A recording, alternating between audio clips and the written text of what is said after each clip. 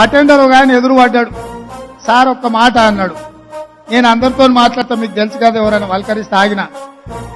ఏంది స్వామి చెప్పని. సార్ మీరు ఒక్క మాట చెప్పాలి, ఇవాళ సాయంత్రం ఎల్పీ స్టేడియం పోతురు కదా అని. ఏం సంగతి చెప్పన్న. ఏం లేదు సార్, మీరు చెప్పాల్సింది ఒకటే మాట, కంచర గాడిదని ఇంటికి పంపించి రేసు గుర్రాన్ని తెచ్చుకున్నారని మీరు చెప్పండి సార్ అన్నాడు.